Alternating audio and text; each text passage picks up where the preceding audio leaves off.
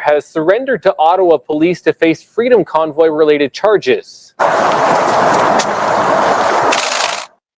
Hillier arriving at the Ottawa police station this morning. Police say he faces 9 charges. He did speak briefly to the media outside of Ottawa Police Headquarters. My opposing views that I've expressed very often at the Freedom Convoy, at the truckers' protest, and differing and dissenting views are now apparently criminal.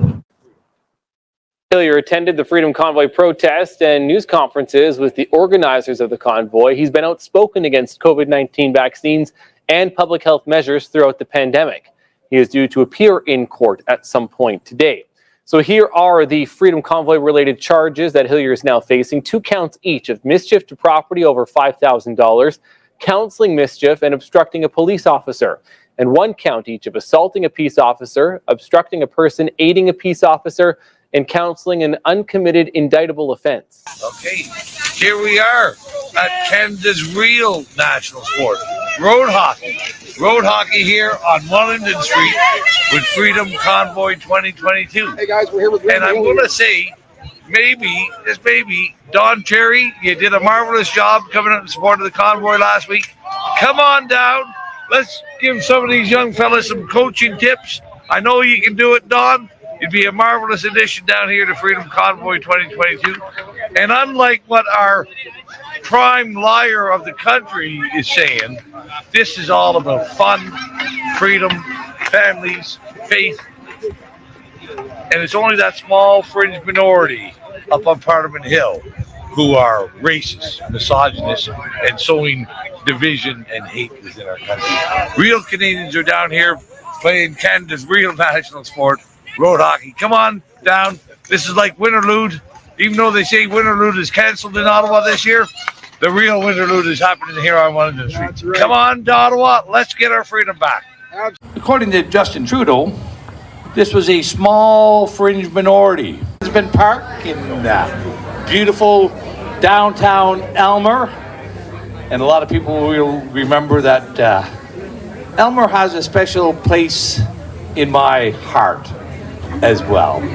And some little things happened in Elmer over the last few years, and I always think of Elmer, Ontario as the capital of the resistance, the epicenter of the resistance against COVID.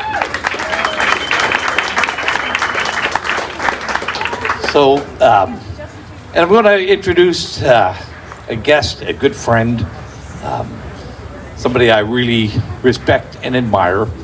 He was a champion and is a champion for faith and families and freedoms. And, you know, I got to know this fella. First time I met him was October of 2020, and I had hosted a illegal gathering at Queen's Park. And at that illegal gathering, well, it was fun. And I got to meet Pastor Henry Hildebrandt, his son Herbert, and his family. And we've been friends, and he's a stalwart champion. So, and I just can't say enough. But Henry, could you come up and say a few words for tonight?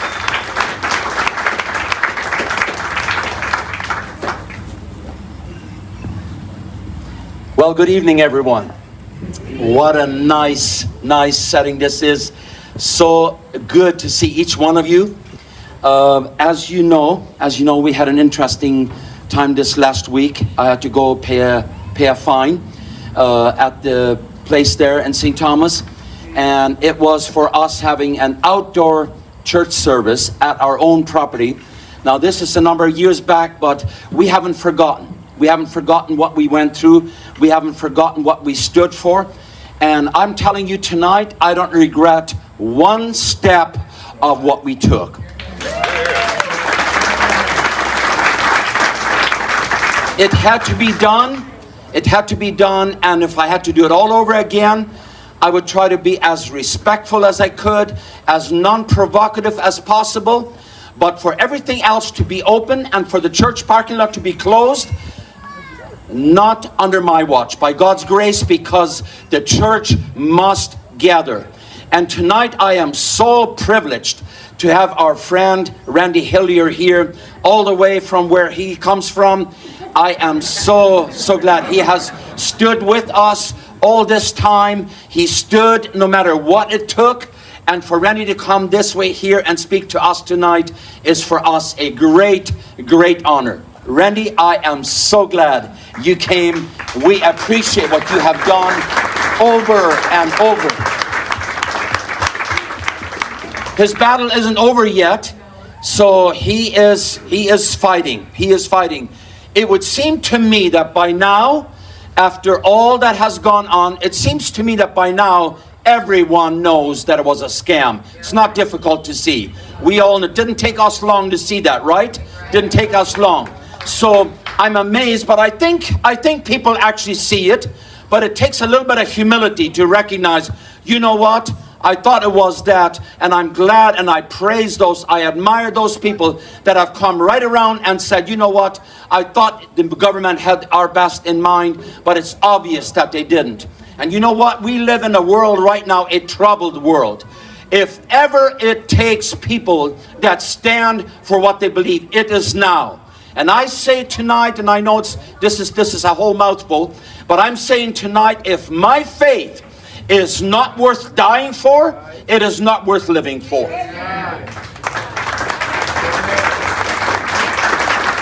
And I say that Randy Hillier has shown us how to take a stand. He was willing, he lost, he was into politics, he was right in there. He tried to tell them in there what was going on. And when they wouldn't listen to him, he did the honorable thing. Randy Hillier stood at any cost. And I admired him from day one on, and I admire him today for what he's standing for. We need people that are willing to stand at any cost. And while we're at it, I appreciate people like RFK. I'm glad where people are willing to go beyond what their party tells them or whatever. I'm glad that there is people in this time that are willing to stand up and saying, you know what, the truth is the truth.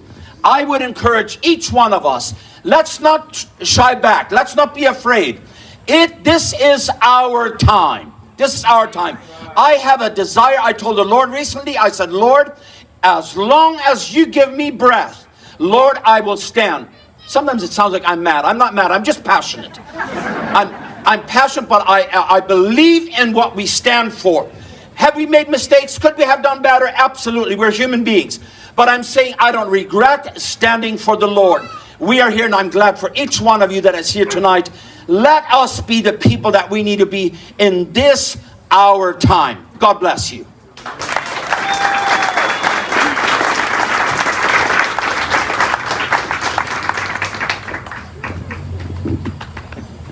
Thank you, Pastor. Yeah, it was back in I was the first elected member of any parliament or legislature in Canada to oppose the state of emergency and the lockdowns and the masks and the jabs. And in those early days, it was a little bit lonely. So it was really, really powerful to see great people standing up and having that courage to stand up and like Pastor Henry and coming out to those events. That's what gives us strength to keep going, knowing that we're in this fight, we're in this battle for all the good people in Canada, and there's many of them. So let me just I'll say a couple things here just to set the stage. During the early part of the COVID, I was charged 25 times for meeting with people outside, saying hello to people, not wearing masks, and they were all very peaceful, never any violence, but we were disobeying the law. So I got 25 charges each at $100,000 apiece. 20 of them have been withdrawn. I still have 5 left, and I do want to make this all other. Pastor Henry paid off that last of his fines, nearly $300,000 in total. But a little known story in there that I want to acknowledge.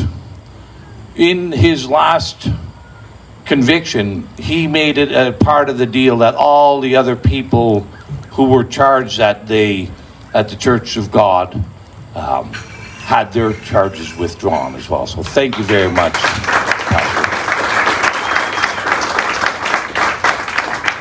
But so that was all through 20 and 21. And then, of course, something wonderful happened in Ottawa in February of 2022. And actually, my court conditions say that I'm not allowed to speak about this thing. But something wonderful happened in Ottawa. The most peaceful, again, non-violent, civil disobedience, but so full of happiness and so full of exuberance and exhilaration. It's hard to, for people who weren't in Ottawa, it's hard to really convey just how marvelous that 3 weeks were. But as a result, I got 9 more charges, these times criminal charges. And the Crown is seeking to put me in jail for 3.5 years, prison sentence of 3.5 years for being in Ottawa. And that's the fight that I'm in right at the moment. Still fighting the other 5, but I think we'll get the Crown to eventually capitulate on those last 5 for provincial offences. But they don't want to let go on these criminal charges. And of course, this is not unique to me. There's many other people who have been facing these charges as well. Tamara and Chris. We also saw what happened with the Coots 4 in Alberta. And so many other people like Rob Donnell and Guy Meister and Christian Hebert, and I could go on at length of all these other people who have been charged but aren't household names. Mostly the Crown has withdrawn a lot of those charges. They want to go after what they perceive as the head of the resistance, I guess. Would that be a right way? So they're not letting go on these charges. And so I have a month-long trial scheduled that begins February of 2025. I'm representing myself. It is a jury trial. And we'll see what happens. But in the meantime, the Crown has been just they've been purposely trying to overwhelm me and trying to crush me and crush my spirit and get me to plead guilty. They've offered me, if I wanted to plead guilty to these things, they'd only seek a 1.5 years in prison for me. But I'm not going to plead guilty. But I do, so I have one other thing that will be arguing in court, and I've had to get a lawyer to help me because there's just so many other motions that I have to fight with. I have a Jordan application that will be argued on October 3rd. And that is the right to a speedy trial. In our Constitution, we're guaranteed to have a trial if you're charged by indictment within 30 months. October is 30 months up. So I've hired a lawyer to help argue that. Because I'd like to be back in the public square rather than in the courtroom fighting. And fighting back because we have far greater dangers that are on our horizon today than what we saw in March of 2020. Far more treacherous times. And I think I wanted to say, I did a little Substack recently about our system of government. Now, many of you will know I was in elected office for 15 years. And for 15 years, I continued to expose the corruption in the Ontario legislature.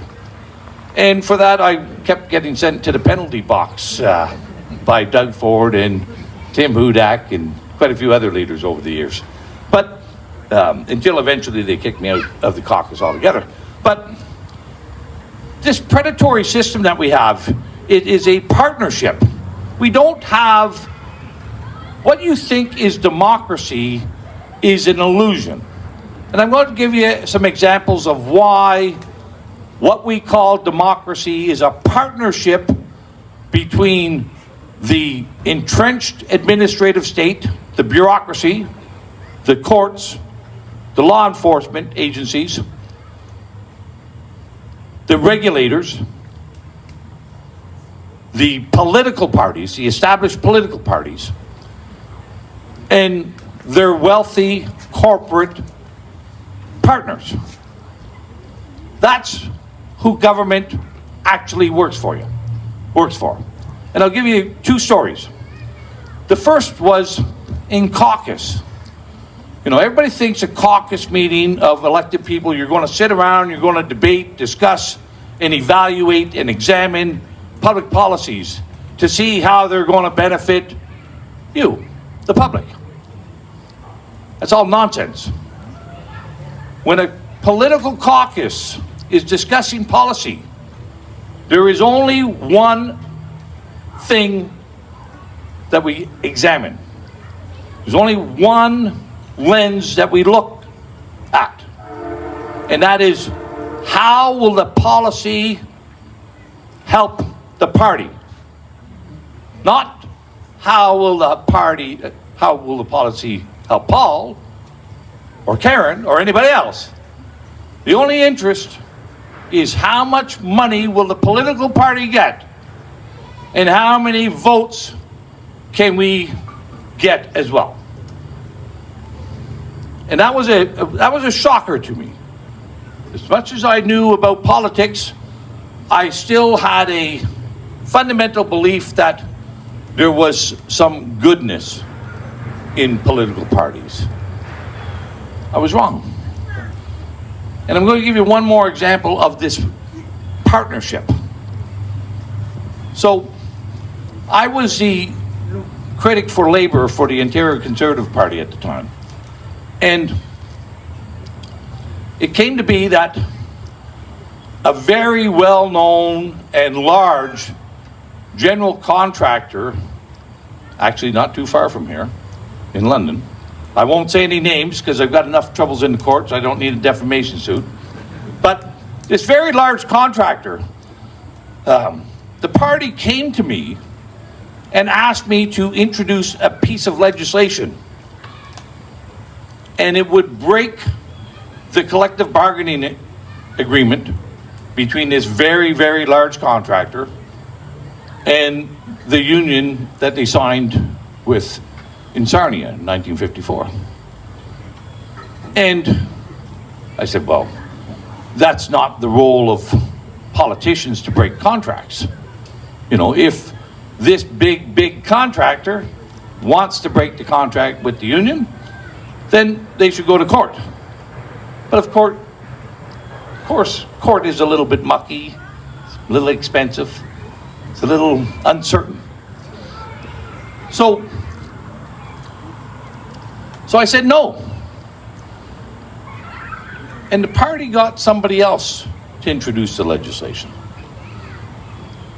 And I was outraged. I was furious. And I started doing a little digging.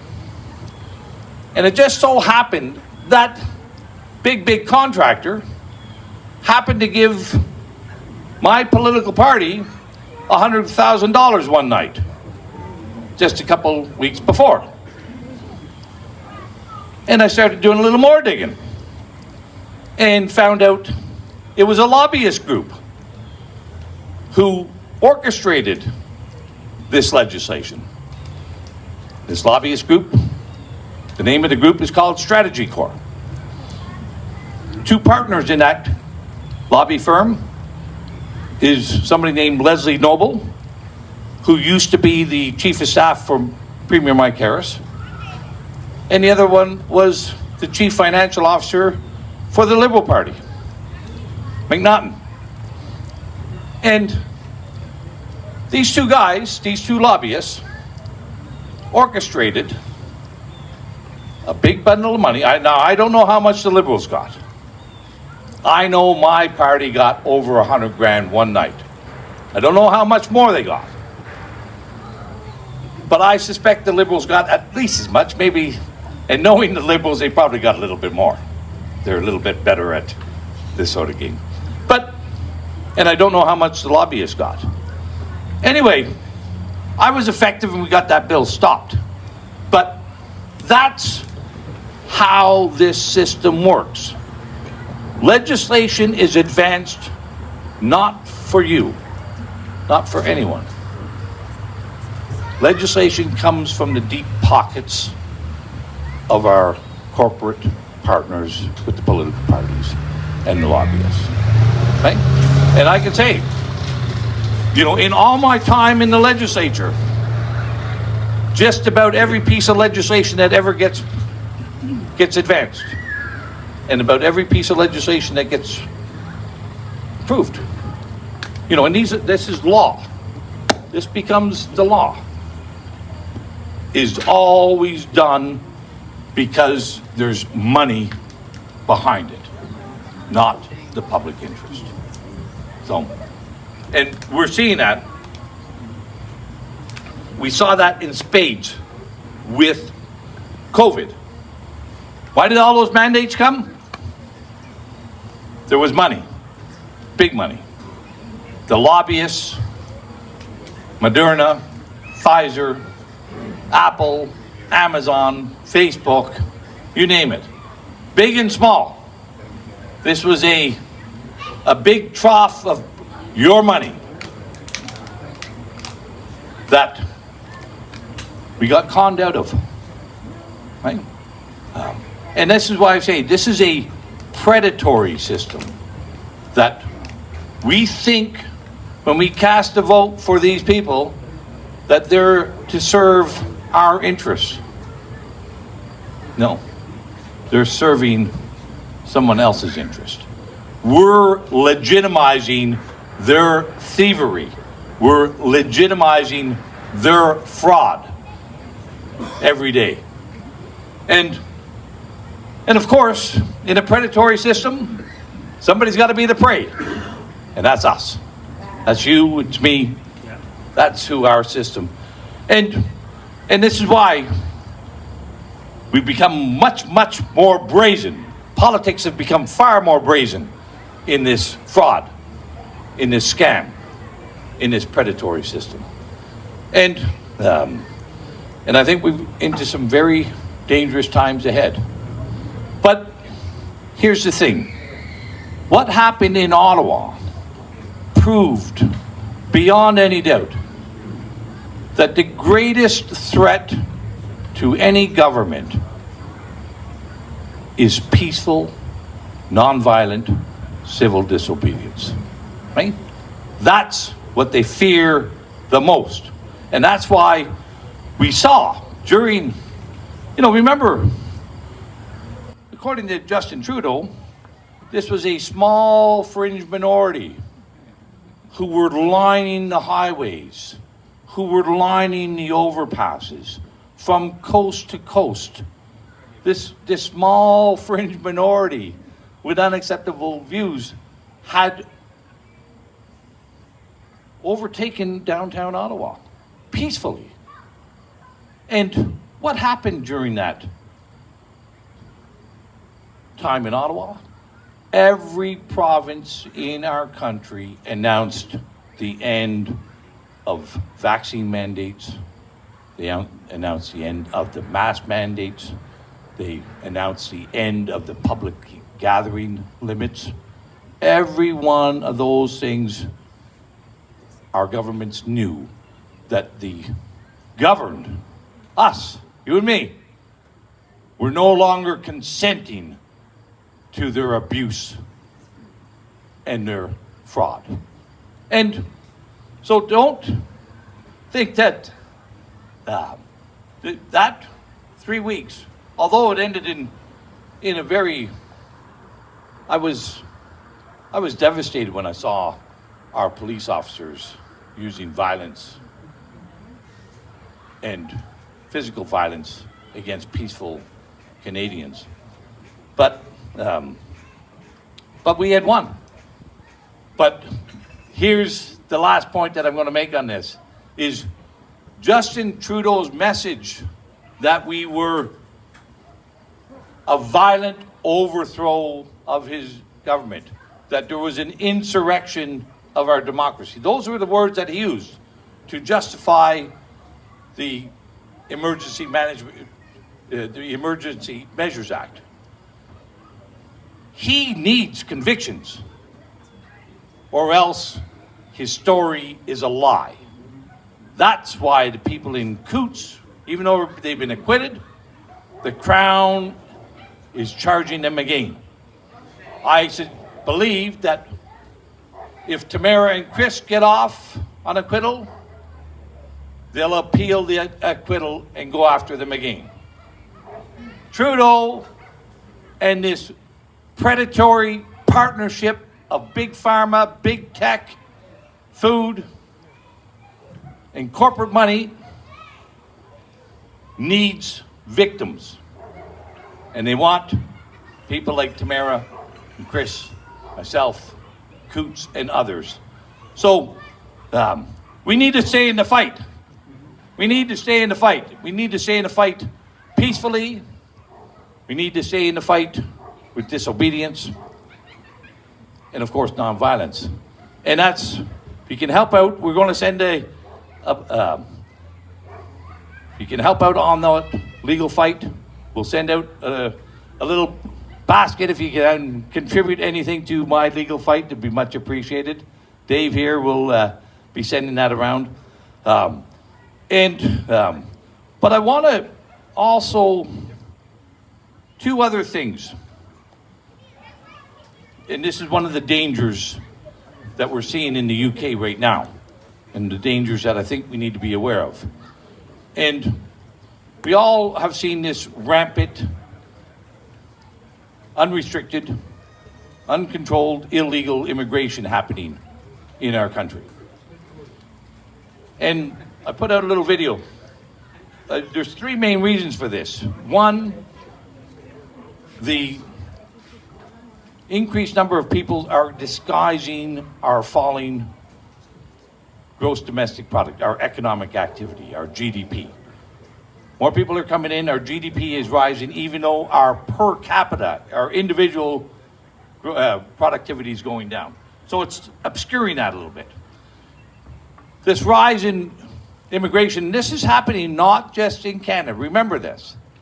It's a big problem in the States, big problem in the UK, big problem in all Western countries, and a big problem here. It also is disguising the excess mortality from the mRNA jabs and the illnesses created by it. But here's the danger, the real dangerous part that I see. This unrestricted immigration, illegal immigration, is destabilizing our communities. It's causing chaos. It's causing our unemployment rate to rocket up. It's causing homelessness. It's causing unaffordable housing rates. It's causing all kinds of chaos and instability in our communities. And our governments know that that is going to happen when you allow, permit, and encourage so many people to come in illegally. What's happening in the UK, an elementary school child would know that that is likely to happen. The violence, the riots, A lot of terrible things happening in right now. But here's why we don't want that to happen here. Because as we've seen in the UK, this then gets justified. It justifies even more restrictions on our speech, more restrictions on our freedoms, more restrictions on our assembly and gathering, more restrictions on going to church, more restrictions everywhere. Okay? I know the UK government is allowing and encouraging that violence in their country so that they can take even more control over people and ensure that the people remain the prey for this predatory government. So let's be cautious, be careful. We can defeat this. I think we have to defeat it. I think there's greater dangers ahead. But if we do it how Canadians have always done it, how we did it in February of 2022, we will win. And, I'm going to end off with a little fable. And everybody's heard of Aesop, right? Aesop's fables. Right. So a great one of, I love Aesop. These are timeless metaphors that have lived for thousands of years. I don't know how long they've been around, but they've been around for a long time. But there's one that I really like, that I think that is appropriate for our time now. Okay? And it's the fable of the woodsman and the axe. Anybody ever hear that one? So it goes something like this. This woodsman has a broken axe. And he walks into the forest one day and he sees these majestic oak trees and large maple trees. And this woodsman says out to the oaks and the maples, he says, I can't keep my house. My axe is broken. I can't keep my family warm. I need a new shaft, new handle for my axe. And the big mighty oaks and maples said, have a little conversation. They looked at one another and they said, well, why don't you take that little ash tree over there? So the woodsman says, that's pretty good. And he goes out, he takes the ash tree, and he fashions a new handle, and he goes to work. And within a few years, there's not much left of the forest. And the mighty oak and the maple looked to each other. They were the last two standing.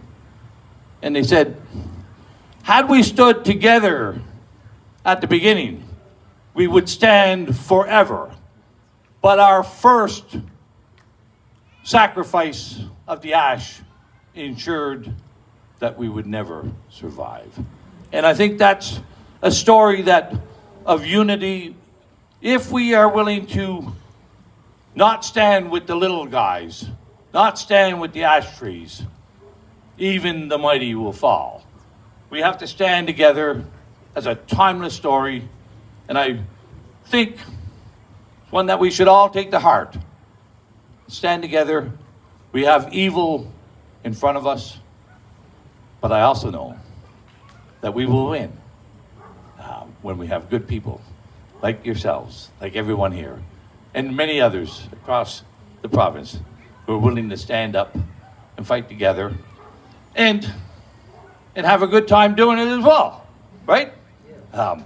So that's, thank you very much. That's, I'd like to open it up if there's any questions about my time in politics, any questions about the court challenges, the fights.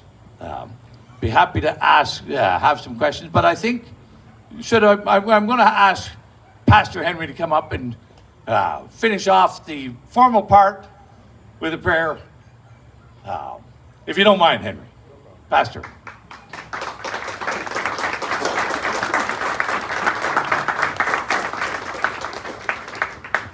Thank you, Randy. You know what I appreciate, and I'm sure you agree with me. You know what I appreciate about Randy? That he is unashamed standing for God, standing for the structure that God has put in place for the family, that he has great respect for faith, great respect for Christianity. I really, really appreciate that. At his request, and I'm saying because for me, you would say, well, he's a pastor, what do you expect? He'll read Psalm 23. This was his request. The Lord is my shepherd. I shall not want. He maketh me to lie down in green pastures. He leadeth me beside the still waters. He restoreth my soul. He leadeth me in the paths of righteousness for his name's sake. Yea, though I walk through the valley of the shadow of death, I will fear no evil. For thou art with me. Thy rod and thy staff, they comfort me. Thou preparest a table before me in the presence of mine enemies. Thou anointest my head with oil. My cup runneth over. Surely goodness and mercy shall follow me all the days of my life, and I will dwell in the house of the Lord forever. Let's bow our heads for prayer. Father, we thank you this evening for this wonderful opportunity to be here together. Lord, I personally thank you for Randy, for his stand that he took through the past years. And Lord, we realize that right now he's going through a valley. And Lord, we pray that you will do a miracle. Somehow work it out, dear God. Lord, as he said, we already know that we will win because we stand with you, Lord. We do not fear because you have overcome this world. Lord, as we stand here tonight, we realize that this world is in trouble. We see it all around us. But Lord, we see the one that is on his throne. We see you, Lord. You have never failed. You have never left your people.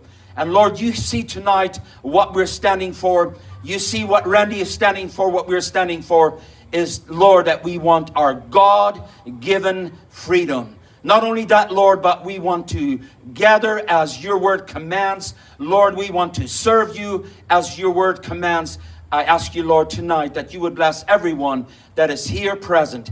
Help us, Lord, that we would be what we need to be in this, our time. In Jesus' name, amen.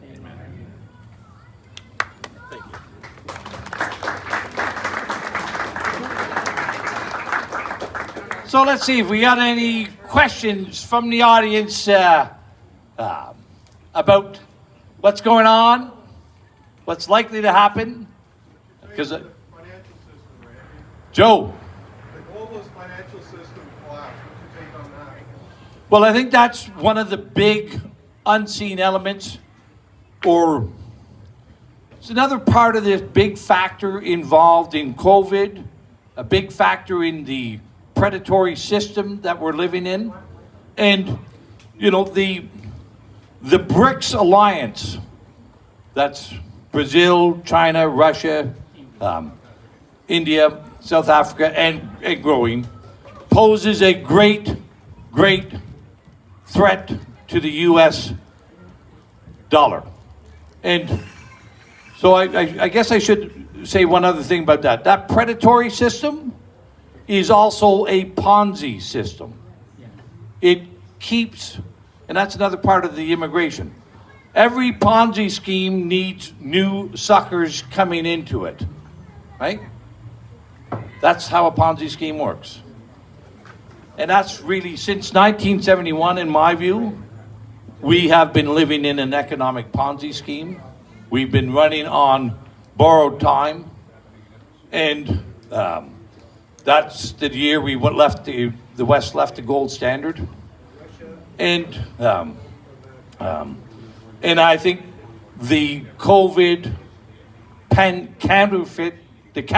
COVID pandemic was a direct attack against BRICS to defend the U.S. dollar. Others might disagree, but I think the evidence is pretty powerful that this was a CIA military operation with others. Any other questions? Yeah, Randy, do you think with the RCMP being corrupt and not doing anything, not going after Trudeau, even though he's been found guilty of many things? Who's this now? Oh, the RCMP. Okay. Yeah, like, I mean, they're corrupt. They won't do anything. He's already been found guilty of lots of things and they've never done anything. Do you think at some point in time, and it's a long shot, that the military might do something or not? Okay, so for those who didn't hear, the RCMP is corrupt. Yep. And will the military do something down the road to save us, I guess, for lack of a better word? No, I don't. So listen, here's another part of the illusion and the fraud of our democracy. Our institutions, like the RCMP, like the OPP, like our integrity commissioners, their role is to ensure that the people retain the confidence in our democracy. Okay? The integrity commissioner, look at how many times Justin Trudeau has violated the Integrity Act. And every time it's, oh, well, that's a $200 parking ticket for you, Justin. You know, or maybe that's a $300 violation. They're trivialized, they're minimized. And I saw this firsthand in the Ontario legislature when I tried to launch integrity filings, and I managed to get a couple. And I remember saying to the integrity commissioner, former Justice David J. Wake, that the integrity commissioner's office is a sham. You're there to protect the image of democracy, right? And so the RCMP. Listen, I sent a letter to the OPP and the RCMP and CSIS and everybody else in January of 2021 saying this is a scam and there's criminality in COVID and that there's excess deaths. Okay?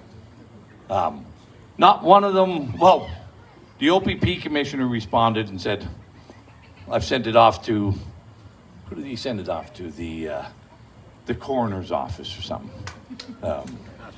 Yeah. But, so just to have people understand this, in the Ontario Parliament, if anyone here tonight sees an MPP doing something wrong, doing something criminal, doing something fraudulent, like taking money for legislation, or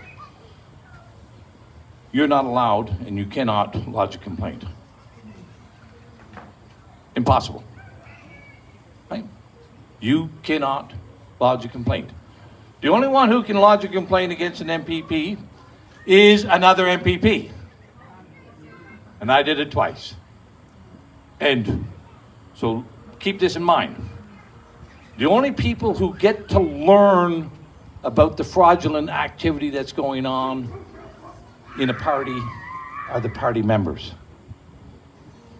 So the only one who can lodge a complaint is the one who's going to rat out his colleague, right? And suffer the consequences. So that's why very, very few people lodge integrity commissioner complaints. The RCMP is the same thing. Brenda Lucky was the last one. I forget who the one is now. They're political appointments.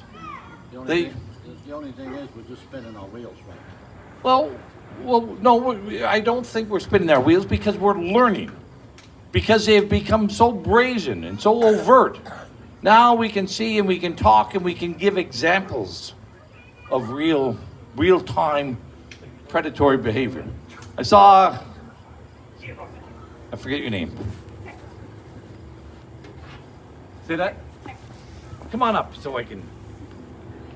My hearing isn't any better than anybody else's. Oh, yeah. Mine isn't so hot either. Thank you. Come on. Actually, my question was simply, what are we going to do about it? How do we correct this? How do we improve our government? How do we go about changing the political system? It's a huge question, but it's the only one that really makes a difference. Well, I think it's going to be long term. This is not going to be, this predatory system didn't start overnight. Didn't just happen one night. And it's going to take a long period of time for people to learn. Well, first off, you never support evil. That's number one. Don't vote for the bad guys, okay? And I will say any established political party is a bad guy, right? They all work the same way. Because I didn't mention in that little story about this big contractor who gave the money, and I was a critic for Labour at the time. The MPP close by to here at the time, fellow, I don't know, anybody might remember, Monty McNaughton. He's the one who introduced the legislation. He is now president of Woodbine Entertainment, making about $500,000 a year. You can make, if you want, you can make good money in politics if you want. So don't vote for people that you know are not going to serve your interests. Look at independent candidates. Look at fringe parties. Look at other options. Even if they don't win, it doesn't matter. You got to start. And I would say start small and start local as well.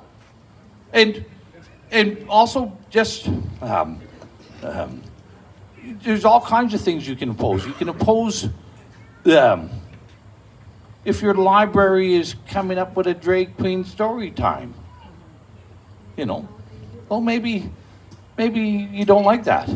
Maybe you don't like having your children or grandchildren being exposed to perverts and deviants.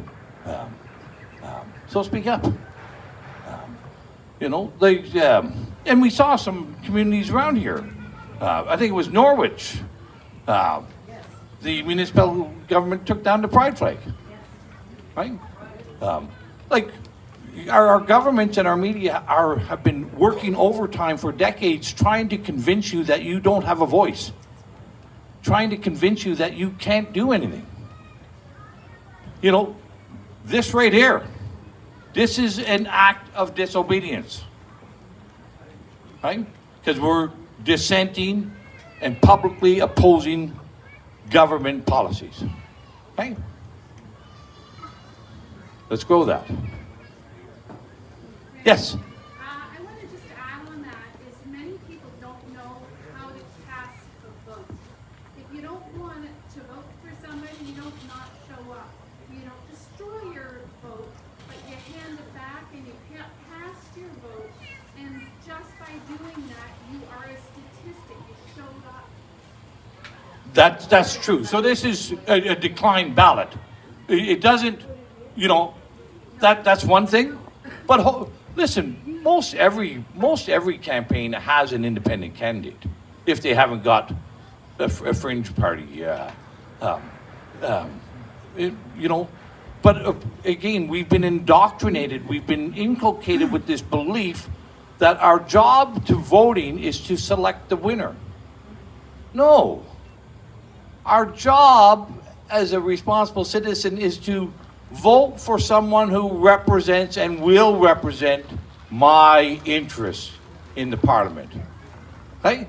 So why would you vote for somebody who you know is not going to represent your interests? Right? So declining ballot would one way. I think the independents would be better. Over here. Speak up.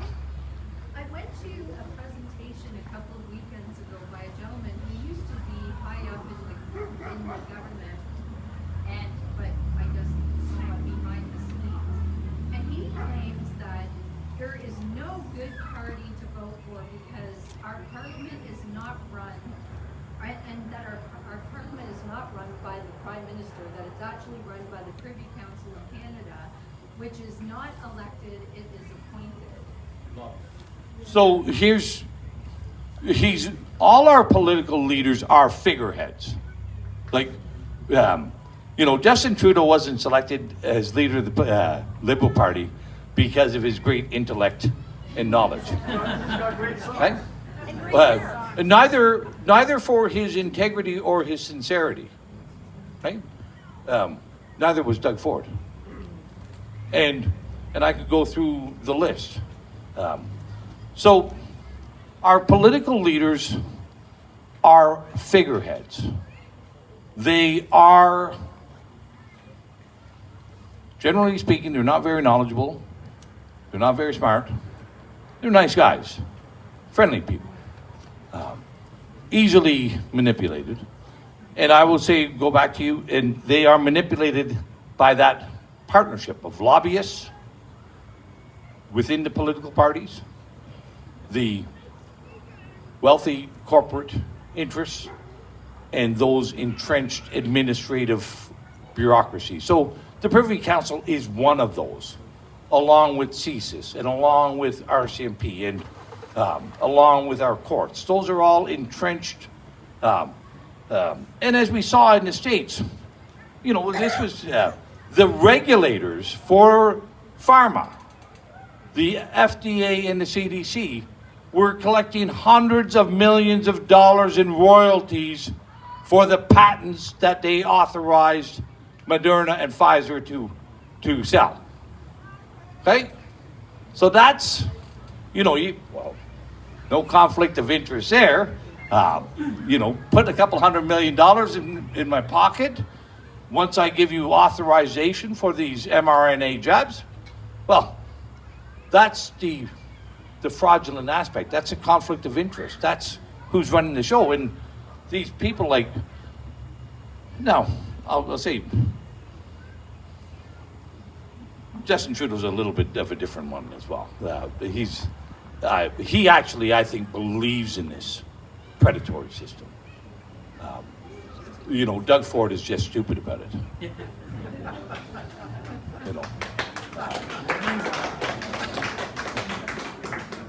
Victor. Thank you, sir. Thanks for remembering my name. Trying to remember. Just really, what I want to do is just offer an opinion, sir. Yep. We're talking about elections, we're talking about politicians and the trust in the politicians. Is how do we fix the system? I'm just learning. I've joined some groups. We're learning. The number one thing I'm starting to realize that all of our laws, this whole country is based on basically Christian values, right? Yeah. The Bible. Yeah. So therefore, all our laws, our judicial system is based just on those same values. What I'm learning now, the Bible has given us a lot of inalienable rights. And I think what we need to do is set up a society and practice and preach those and show up to voice those rights. Because if we don't voice them, right, being quiet is acquiescing basically to their agenda. Because when you don't say nothing, they assume that you're agreeing, right? So I think just by our actions, the way we show up, like here, peaceful gathering, right? Yeah. Which they don't like. I think we need to take those rights back, start acting, and in our commerce and everything, put those rights into action,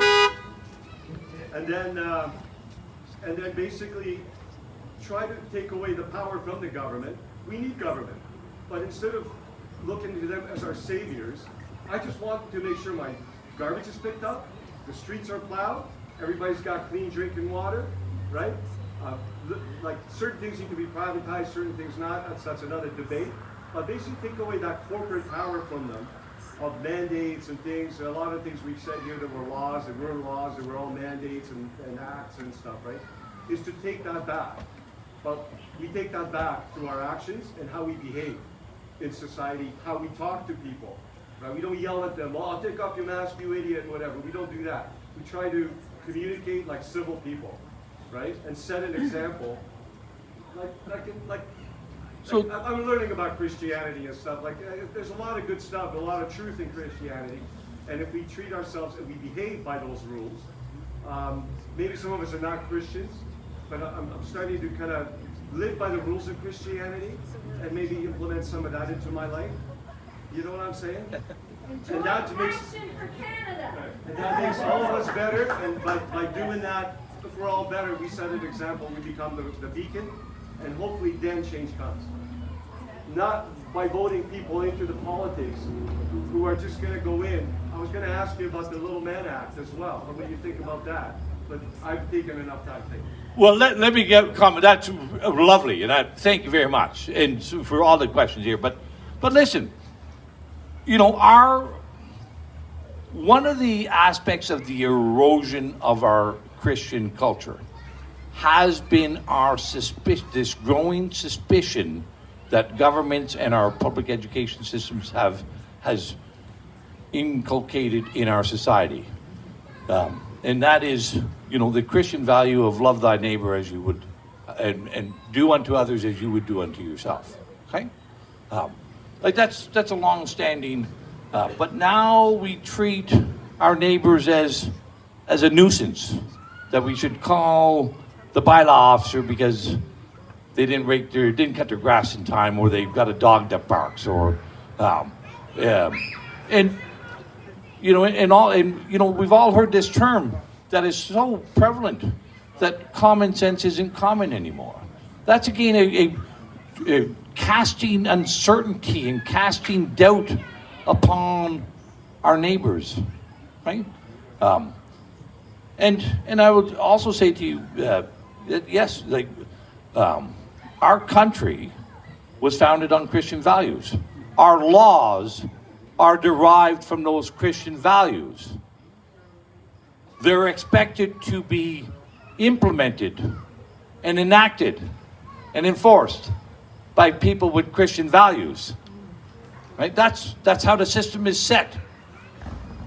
In 2020, we woke up to find all our laws of Christian values. We had no Christian people willing to uphold them, or nobody with Christian values.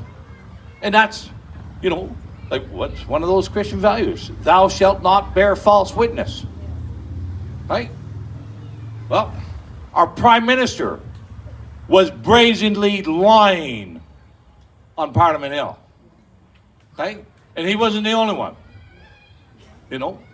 So, like, you can't have something is out of whack here. And we can see what it is. You know, the laws are only as good as the integrity of the people who are upholding them. If you've got evil people upholding the law, it's still evil. So I'm on side with you, and you know, and I'll just give a personal story. You know, before 2020, I thought all I had to do was that I didn't have to say I was a Christian, that I didn't have to say I believed in Jesus Christ. I didn't have to, all I had to do was be a good person inside, right? That I won't lie to people, that I'll be faithful to my wife, that I'll treat my neighbor nicely. I thought that's all I had to do. And in 2020, I woke up and I realized it wasn't enough. It wasn't enough just to know that there's evil out there. You know, you have to fight against it. But that's my own story. In the back over here, this young lady with the hand up. You, that's you? Yep. I'm wondering how much faith that you have in the court system. Do you think you're going to have any justice? I have no faith in the court system. Yeah, so when you hire a lawyer to represent us, are they all representing the Crown who is trying to defend the government? So the Crown has a vested interest to make Justin Trudeau look good. Hold on. So the Crown, everybody in the institution wants to climb the ladder. Okay? They want to get higher up in the bureaucracy. The Crown, the appointments for our judicial system come from our federal government. Nobody in our Crown's office who wants to climb the ladder is going to offend Justin Trudeau or anybody else in the government. Okay? So that's why they've gone after the Coots guys again. That's why they're going after us. So I don't have... Listen, I've never had faith in government. I've never had faith in the courts. There's only one place faith is reserved for.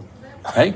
But Like hiring and going through that process seems to me like shooting ourselves in the foot because we're lining their pockets with So- money, trying to represent something where, you know, the final outcome's not going to be justice. So last fall, I decided to represent myself because it is a legal machine. It is a legal monster.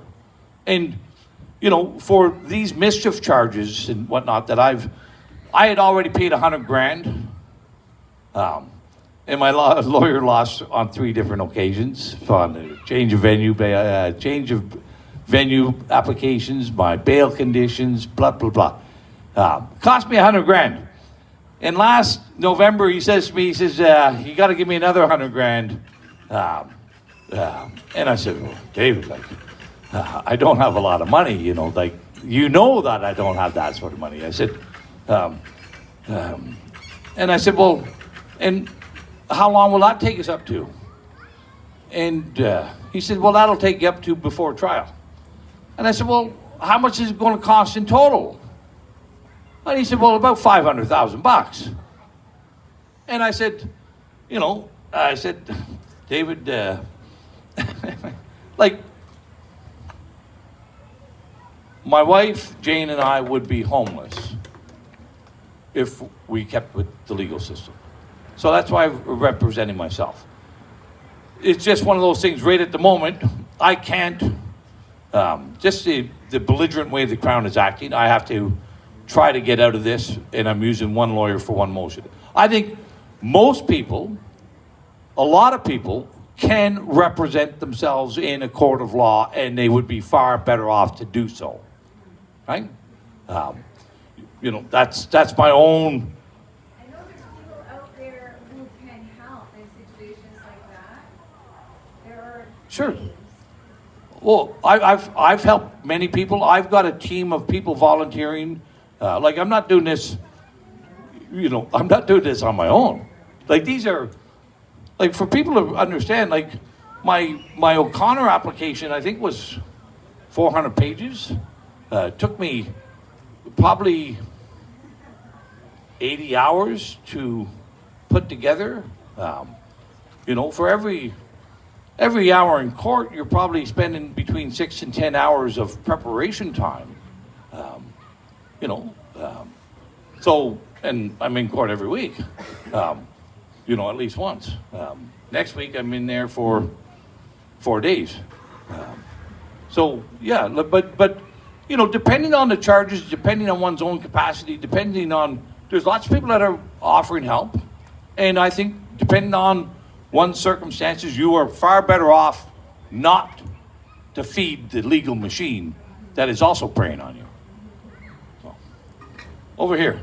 I have a question. I was wondering if you can explain how the first-rank voting system affects our democracy or undermines it. So that's the, it's going to get a little complicated, but I'll take my best stab at it. So you're talking about mixed member proportional representation, or the other one is ranked balloting.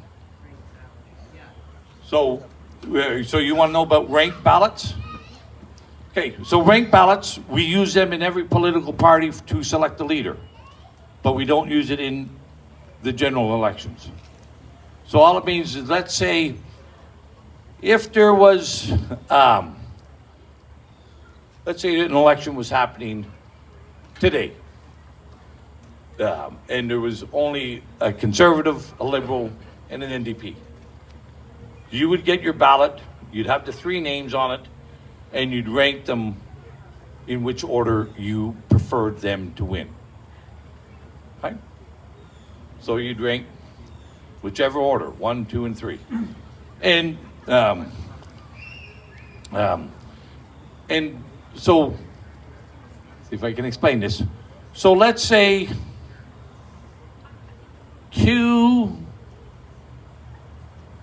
let's just say for hypothetical, the Liberals and the Conservative each had the same number of number one votes, right? And the NDP had the fewest number one votes. He gets thrown off the ballot, and they recount the ballots and use everybody's number two selection to see where they're ranking. So the people who voted for the NDP, he's out. What were their number two choices? Did most of them go for the Liberals or most of them go for the Conservatives? Right? Does that? Yeah, It gets more confusing to explain when there's more than three names on the ballot. You can get into a, but anyway, that's how it works. The lowest person on each count gets thrown off, and their first rankings go to the ones remaining. You know what? Listen, I'm going to just say, the problem with our democracy is not the electoral system. It's not how we vote. It's not if it's a ranked ballot or a mixed member proportional representation or a first past the post. We have corrupt people and corrupt parties who control the electoral system. That's the problem. We have, you can change the voting system, but you still have the corrupt people. You're not going to have any change. So here we are. I was hoping there would be about 10 times as many people. Yeah. Yes. We want to change the system. How do we go about doing that when we can't even wake up our neighbors to the fact of what the hell is going on in this country? And there are people that are so complicit.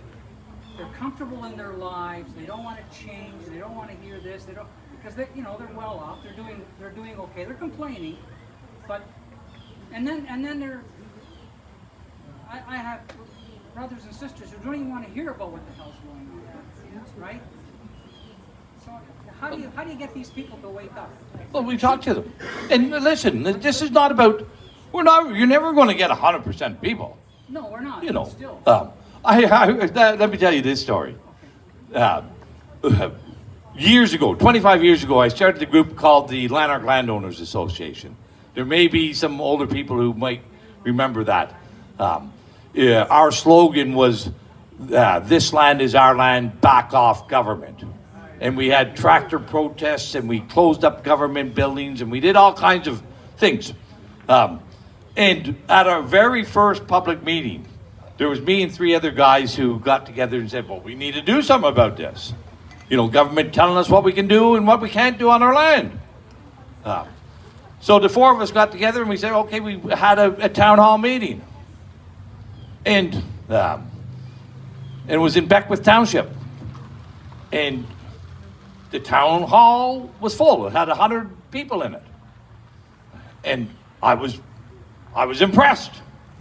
There wasn't just four crazy people in Lanark County thinking government was too big and too excessive and too intrusive. We found another 100 people. And they all bought signs that this land is our land, back off. But here's a funny story about this. So me and the other three guys go back and start talking about reviewing it the next day. And I'm happy. And Merle's really happy. And Brian Hanna says, holy geez, that was junk. That was terrible. We should have had 500 people there that night. Right? And I said, well, maybe the next night we'll have 500. And sure enough, within 4 years, we had over 15,000 people were members. Right? So, be patient, but be resolved. And, Rome wasn't built in a day. True enough. So, and what has happened to our society and our culture didn't happen in a day. You know, but we've got a good nucleus. We've got a great nucleus of people, and the facts. More and more facts are becoming obvious. You know, and more people are getting hurt. And unfortunately, for a lot of people don't take action until it impacts them directly. Our ranks will be swelling. I'd like to see it sooner than later. So would I, but some things we don't have control over. So, yes. Yes, sir. I went to a school in London, England. And in England, whoever's fighting, you know, whoever's standing up for freedom, they get their house taken away, car taken away, they lost their spouse. Prime example is Tommy Robinson. Yes. He's lost everything, and yet he's still determined and fighting. So he was here in Toronto, I met him. But anyway, how do we, whoever's fighting, whether it's an individual person, and you're targeted by the government, you lose your house, you can't get a loan, you lost your car, 90% you're going to lose your spouse too. How do you still fight that and say, no, I'm going to be like Tommy Robinson, I'm going to fight? Now also, before you answer, there's something that I noted coming in Canada. You're losing a lot of churches. They're turning to bars, nightclubs, which shouldn't happen. And they're also turning into temples. So just a note for everybody. To me personally, I think in about maybe 5 to 10 years, you ain't gonna see a church. Go ahead. I'm glad you're wearing a Trump 2024. Now I hope you also will put RFK on there as well. So, listen, you know, I still have my home. I've been married to Jane for 43 years. We still have, you know, none of my kids are jabbed, none of my grandkids are jabbed. I'm fortunate. You know, because most people wouldn't put up with me for 43 years. But anyway, she has. Actually longer. But, you know, I don't know what to, like, the only way I can say this is whatever the cost of the fight is today, it will pale in comparison to the cost tomorrow if we don't. Right? Like, there will be some bruises. And you know, and I very much appreciate the people and the generosity and the help that they've given me to keep in this fight. Okay? I would not have been able to do it on my own. You know, have confidence in one another. Like, yeah, if, you know, there's still a lot of Canadians who, when they see injustice happening, will stand up and defend you. But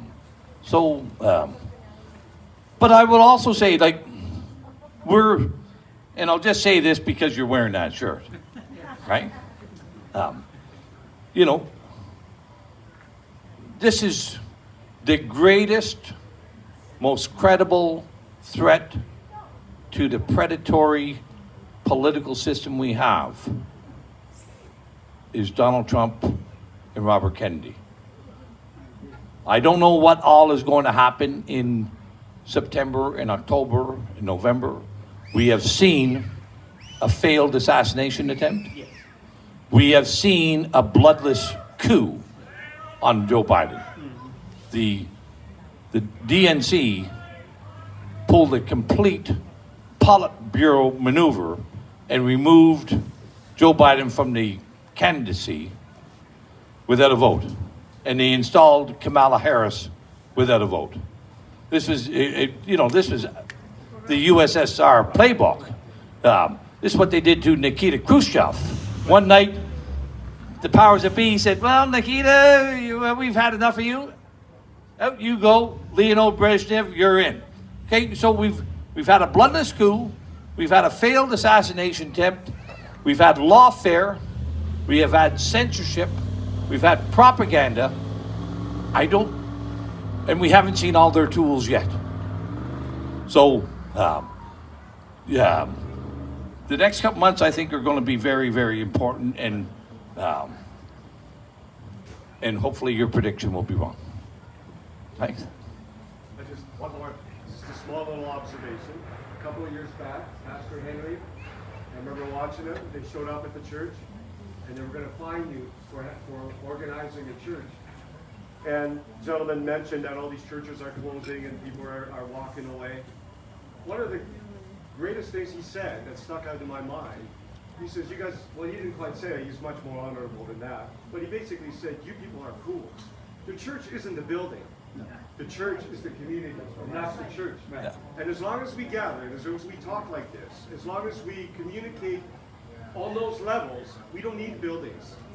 We can just be anywhere, as long as we treat each other with that respect. And thank you very much for putting that out. Good point. But I'm going to say, I think, I don't know if everybody would agree with me, and I don't know if Pastor Henry, but I have seen a resurgence in many congregations, and not all of them, but I see a resurgence of interest and commitment to Christian values and faith during COVID. I think a lot of people turned to Christ during those very dark days. I think a lot of people would not have been able to like the family divisions, the isolation, the darkness. I think a lot of people. So I think that's true, and I think, and I believe that that's going to continue to grow. I think. Yes. Randy. You've been behind me and I haven't been able to see you. Yes. Now the government is pushing CBDCs, right? They want everything digital. Yep. Because everything from our government right down to churches even have sold their souls for 30 pieces of silver. They've weeded out every good person from military, government, schools, medical. They've all left because they wouldn't take and subject themselves to this toxin. So none of those places are safe for anybody that is still left in them, for anybody to go to. Now they keep pushing the digital, which will finally shut the door on the cage that we have been living in for the last 4 years. Everybody, when I go to the store, card, tap. Nobody likes using money.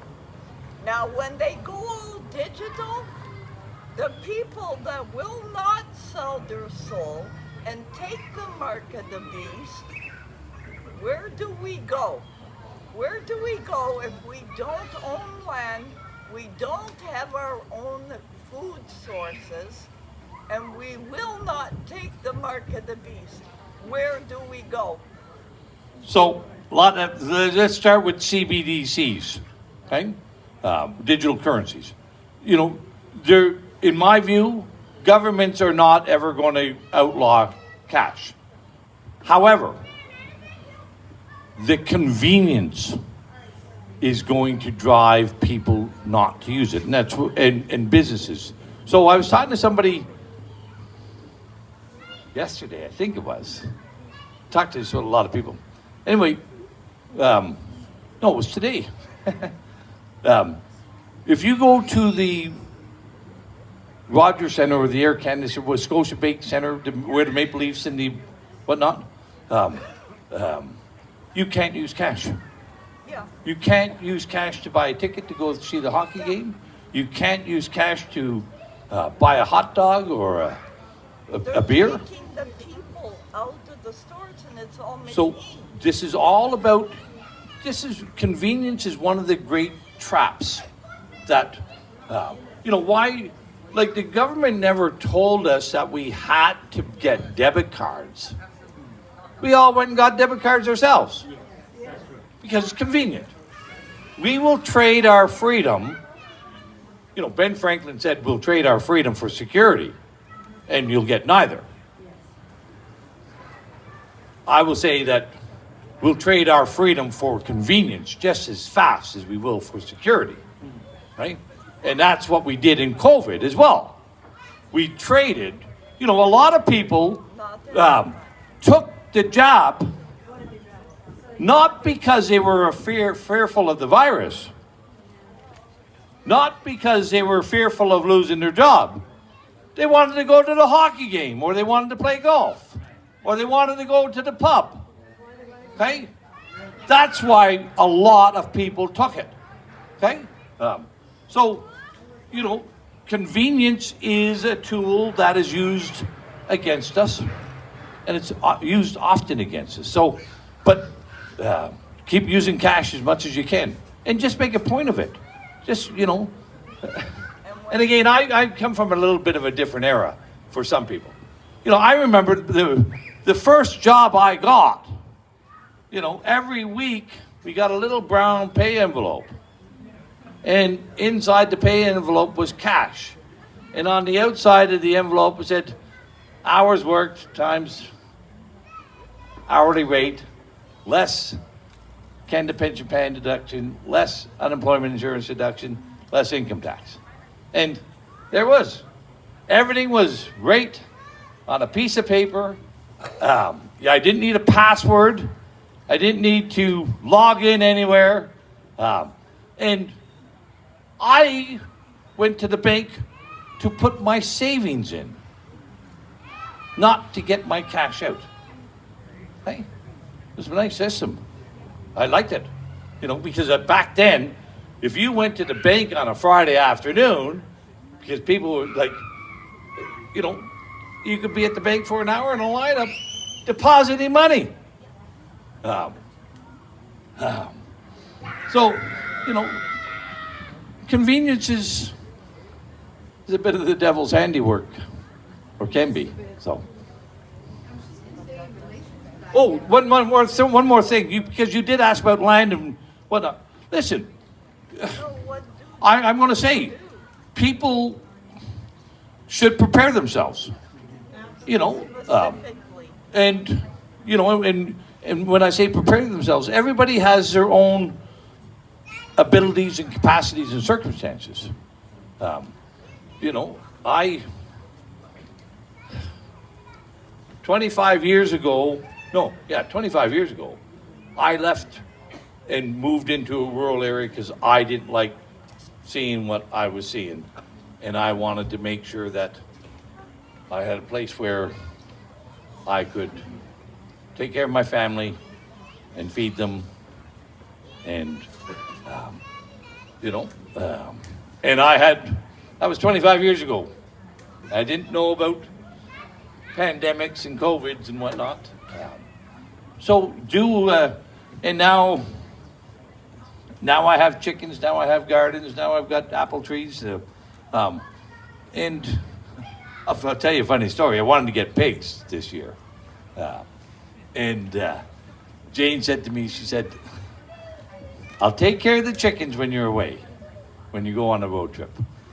But not, if you're going to be put away in prison for 3.5 years, Shay is not going to take care of the pigs. Right? So I haven't got pigs yet. Hopefully by next year. Anyway, it's a funny little story, but that's, you have to do what you can do. But if you're, because we live in Canada, if you're lucky and you're not homeless and on the street, and you still have a roof over your head, many people are renting. So you're lucky even if you have a yard. And this one mean own anything. So I'm just wondering, with all the people that you have talked to, your connections, all that, is there anything that people can do that can get a hold of, network. Oh, there's all kinds of people here tonight. There's all kinds of freedom groups, community groups. There's many of them here, right here tonight. Talk with them. But Like, Canada's so big and we all live so far away. listen, Canada's a big country. All that means is that there's more groups. Okay? That's like, this is not an insurmountable thing. You know, I think it's always good to have a group of like-minded, individuals, and whether it's through your church, whether it's through a community group, whether it's through an interest group, you need, and we see this, we see, if you take a look on Facebook, there's homesteader groups, and there's all kinds of groups that people are organizing and finding like-minded people in their communities. I know they want to put this in the food. I don't want to eat it either. No, I said to Dave today, I said, I've got chickens. I bring my chickens on the road with me, but now they're in between two pieces of white bread on the road. So, listen, you've got to find friends, find community people, and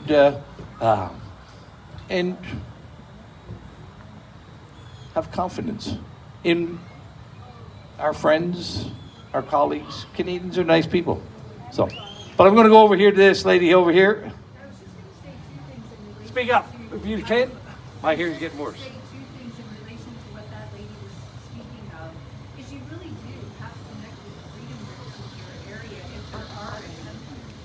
Yeah, there's. To connect with people in your area if there are any. And where are you from? We're going towards Windsor Way, Chatham Kent area, that way. And the people that I try to talk to look at me like I'm crazy. Okay, I'm going to interject here because today when I was driving down here, I got an email from a fella from Chatham Kent. And his first name was Doyle. And I called him back. And he was a member of the landowners 25 years ago. And he said, we got to do something. And he's in Chatham Kent.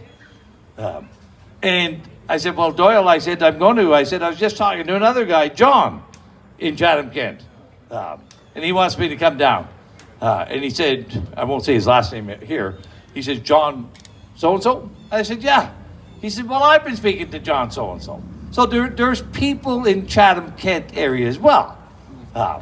And now I don't know if there's anybody from Chatham Kent that I spoke with in the audience tonight, but we've had lots of people from London, from Delhi, from people from Sarnia. I think I'm going to be in Chatham Kent soon as well. And I think there is an interest in creating an organization there. I wanted to give you this. When you speak to people, Yeah. this lady unfortunately died of cancer in 2020. She's been speaking out for decades.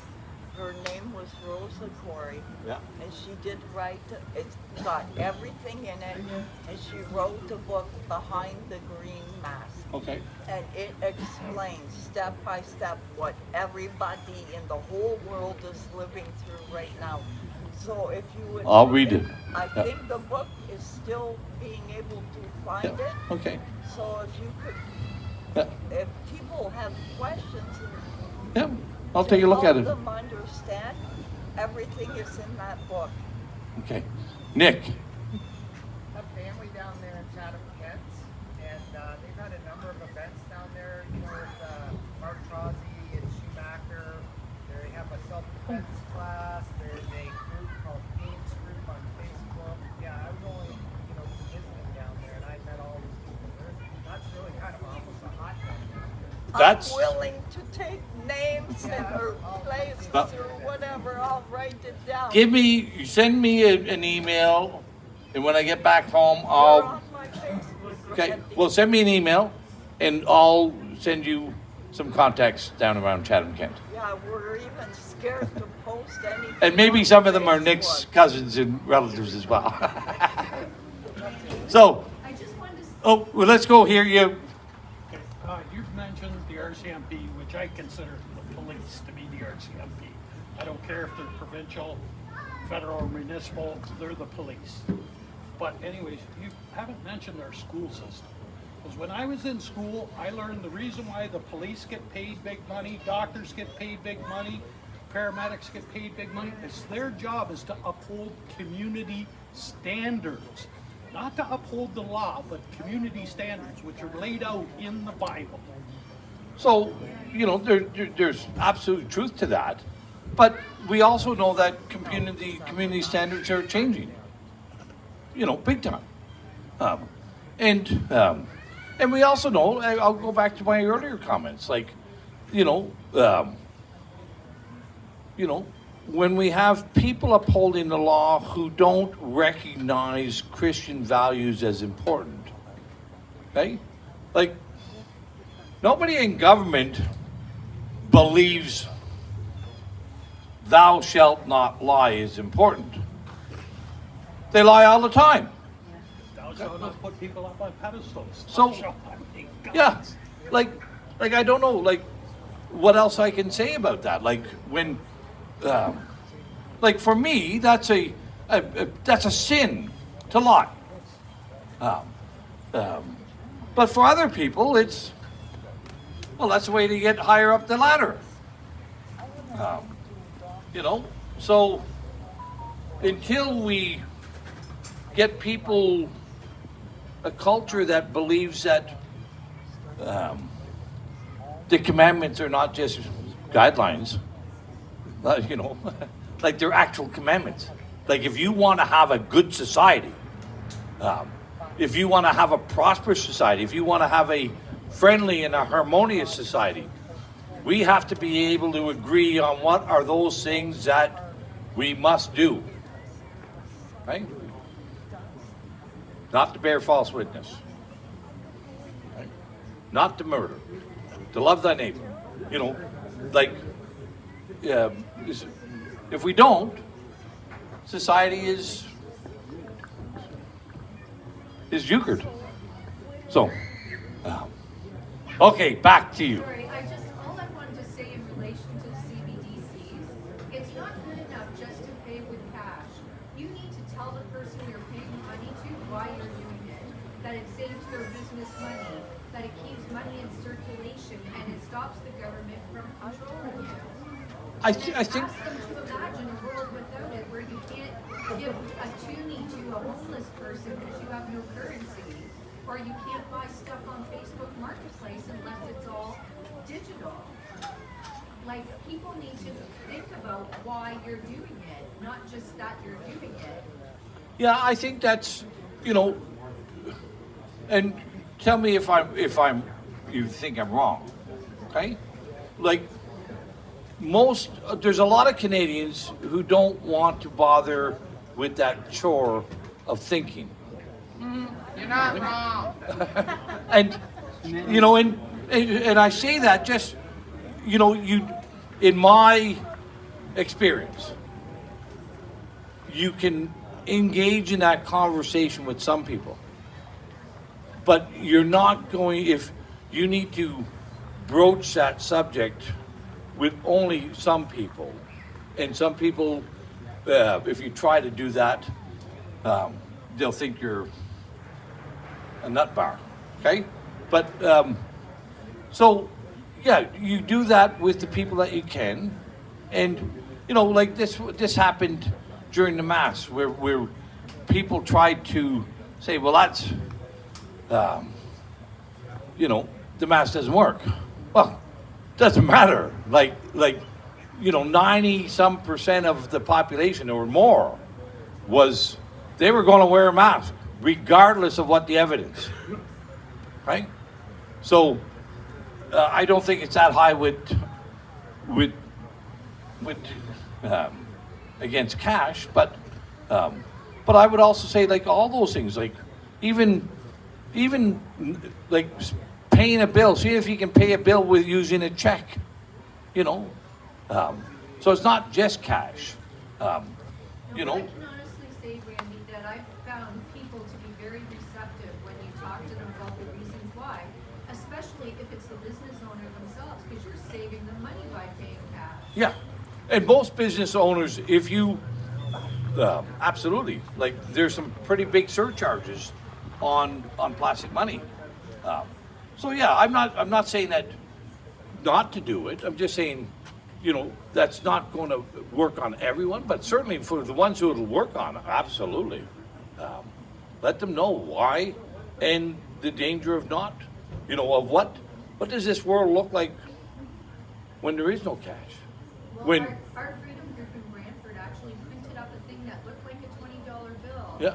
And wrote all the reasons on it why it's good to use cash.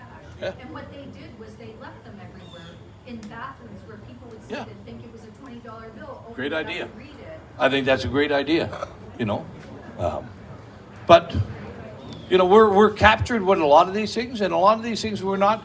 Listen, these things are, you know, many people are captured onto social media with them, and they no longer interact with people.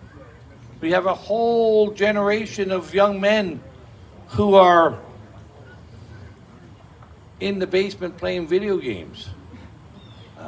Like, we've got, you know, there's so many subjects, you know, that we could talk about, but these things are, you know, we see the declining fertility rates, you know, and thankfully there's now some people talking about it that, like with RFK and with Trump, talking about food and farming, chronic illness and fertility and whatnot. And those are all some of the silver linings, I would say, in the COVID cloud. You know, the COVID cloud revealed to many of us that government was engaged in a con and a fraud, and they still are. So I have faith that we will get there Sunday. I'm just not sure when. So, listen, thank you very much. Eddie, did you have another question? Do you have a question? All right.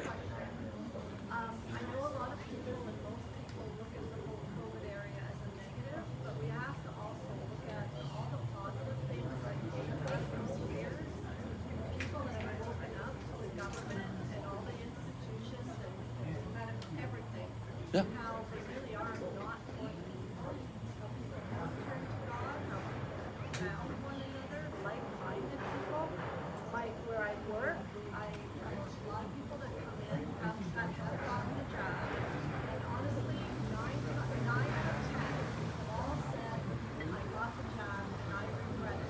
Sure.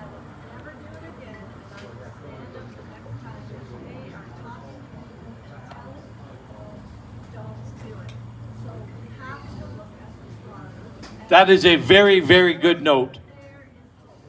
A very, very good note to just reiterating the positive side of this. That, you know, most people, and I forget the numbers now, but the numbers of people who took the third jab from the first two mandatory ones went, I think, below 50%. Like, everybody who took these things, most everybody, have realized that was an error and they're not going to do it again.